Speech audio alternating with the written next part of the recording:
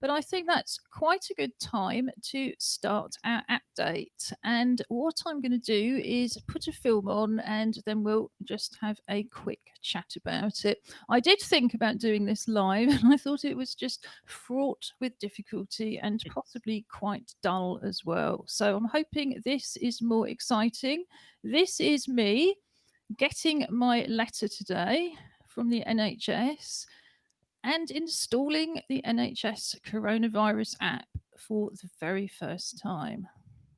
So the letter has come. It's going to give us priority access to the NHS Coronavirus App. Usually I would quarantine my post for 3 days in case the delivery person is infected and has coughed on it.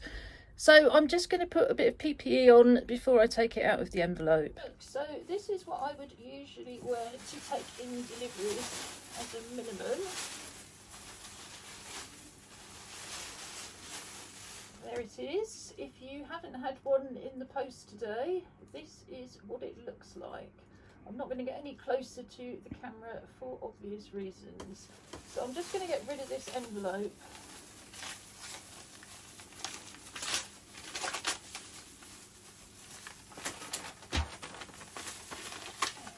Now,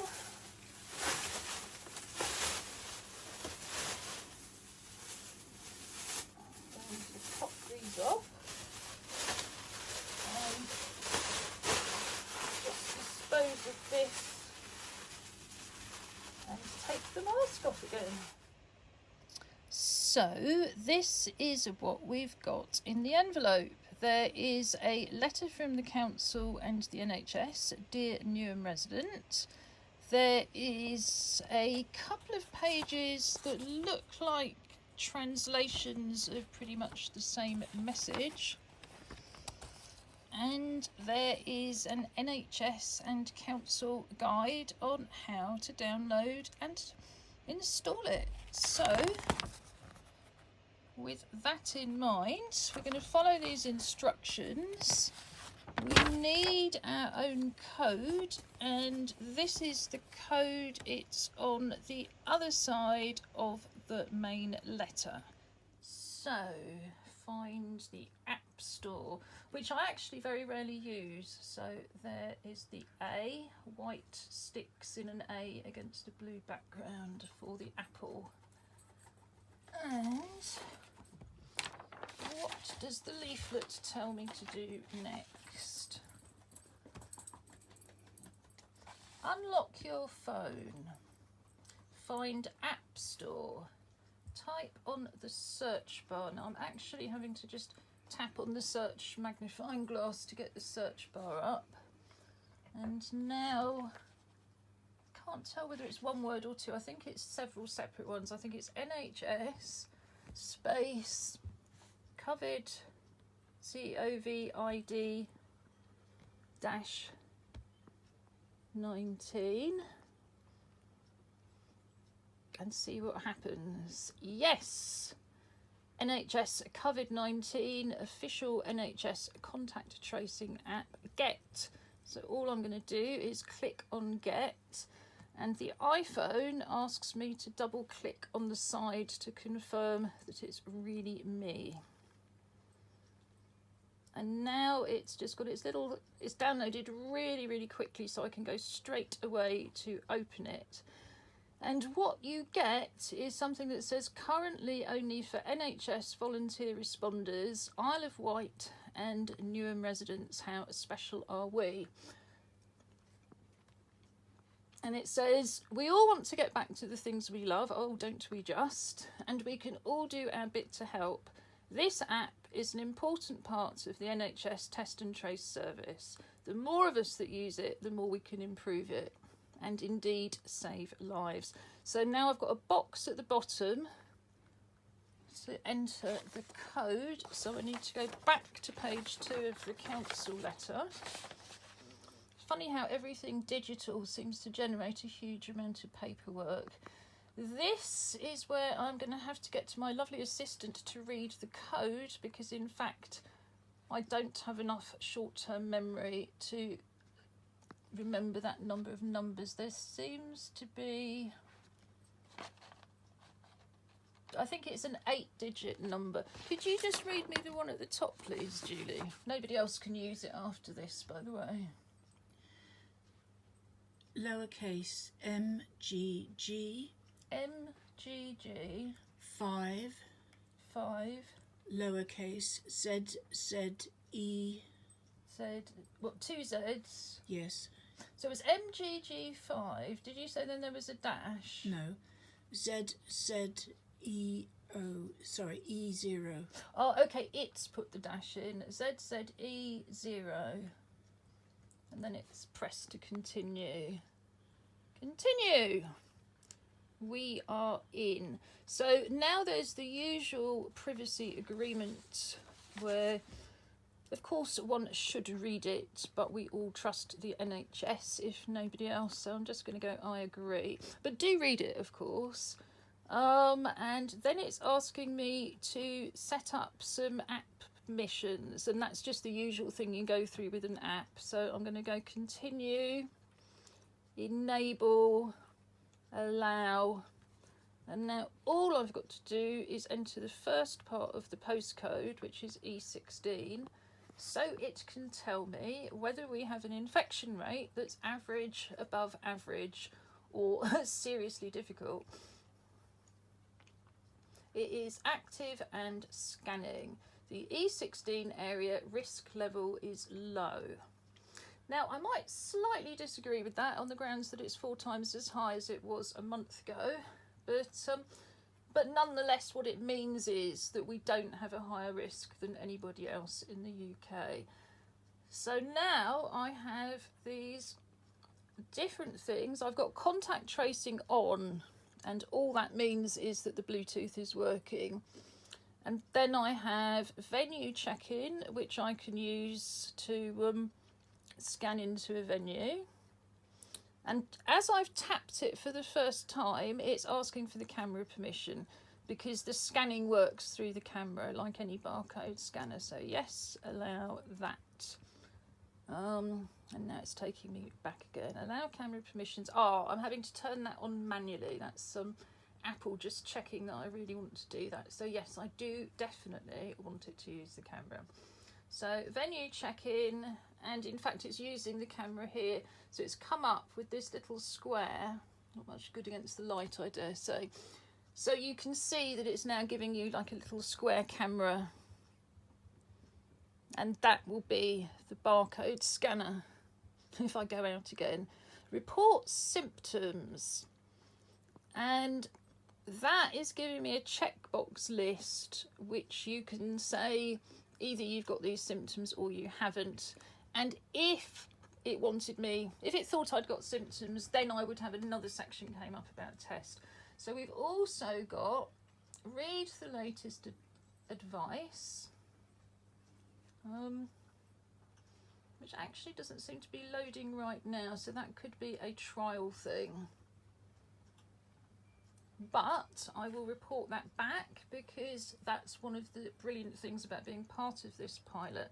And there's finally a section about this app, and it just tells us how it works. Beautifully clear, upper and lower case, nice contrast, dark text against light background, relatively straightforward infographics, and it's just telling me here my app is active and scanning. Sadly, that's all it's going to do for a bit because I'm not intending to go out again for a while, even if I could. And as somebody who needs support to leave the house, that's not always very easy to get anyway. But I feel so much better because we are planning to start bubbling, which is what we're allowed to do, and it's going to be great because we're going to know what the local risk level is, we're going to know what the latest advice is, and I think just most of all we'll know that we're contributing to a huge community effort to save lives and get back to normal. So this is me with the new app. So, time for some dreadful app-related puns as we just spend 5 minutes discussing what you've just seen. Did it appeal to you, Robin and Josh? I mean, it does. I mean, I think it seems very um, simple process to follow, assuming you read. I mean, take that as a under advisement if you what. But it does seem very simple. Uh, we've all now got your code, so we can all download it as well. No, I'm afraid it only works once. So no, we've used those um, codes before anybody tries to use them. I know, I'm joking, but on I just for the other side of it. So everyone gets one. Every resident gets one of those. How many places have? Is it like a queue, a reader got? Everywhere you go, will there be a chart on the wall that you have to then scan? QR code. Well, all of this is optional. And I think that's the first thing to stress. This really is about a joint community effort. It is optional. But yes, as I understand it, and we'll be coming back to all of these functions in detail next week, what happens is if you're running a venue, so I think it's more useful to think of it as a venue. If you're running a community centre, you're running a library, you're running a cafe, you have the ability just to register for the app, but as a business. And what you then get allocated is a unique code. And the QR codes, for anybody who don't know, those kind of funny squiggly square things that they're not like barcodes, but they are effectively doing the same thing. You just scan them. And the idea is you put a poster up outside the door, and as people come in, they just scan through. Now, that's actually got several advantages. You might think, oh, well, if I've got the app on my phone, it is going to tell me if I've been close to somebody infected for long enough to possibly be infected. But of course, there's the surfaces issue. The reason I was quarantining the post, what the app can't tell you directly is if you've just touched a surface briefly after somebody who was infected. If the venue has a really big outbreak, it might be a day centre and lots of people are becoming infected, the local authority, the council, will come in to start tracing people, and they will put an alert on the system. So the app will simply tell you went to a venue where it could be problematic, you need to take this action. So it's all very much just driven by the app. Nobody else will know that you've scanned it. The business doesn't keep any data, the NHS doesn't keep any data. All of the data stays on your phone, which again is something we'll discuss more next week. But your phone uses a little bit of data. Every so often it will log on to log on using Wi-Fi or data on your phone, and it will just get the most up-to-date list of venues where there's been an outbreak. And then if you visited one at a kind of relevant time, the phone will just tell you. It only holds that information for 2 weeks on your phone, because after 2 weeks you wouldn't it wouldn't be an issue anyway. It wouldn't, it just wouldn't, you would already be ill if you were going to get infected. Yeah. So any of the data the phone does hold, and all of it is anonymous, it dumps after this 14-day period, including the postcode. You only put in the first part of the postcode, so it can't identify you anyway. But it only lasts at the moment for 2 weeks. And then you can choose whether you want to put in your work postcode, your holiday postcode, the postcode of your parents if you're trying to check that. I think, like all of it, it's in development. This is the point of the pilot.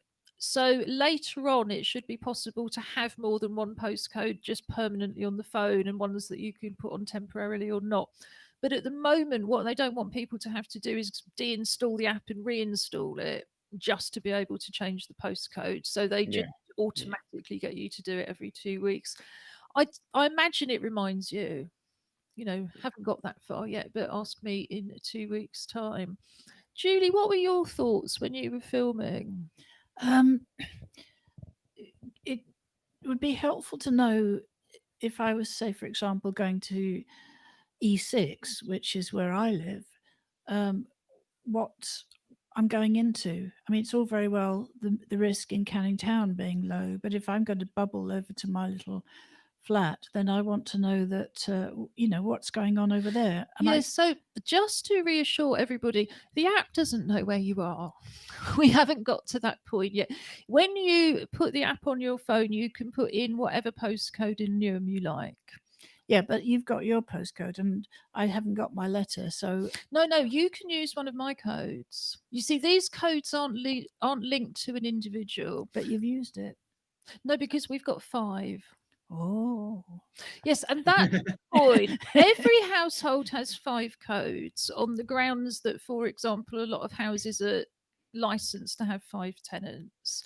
If you need more codes, there's a thing in the letter where you can just phone up and get more.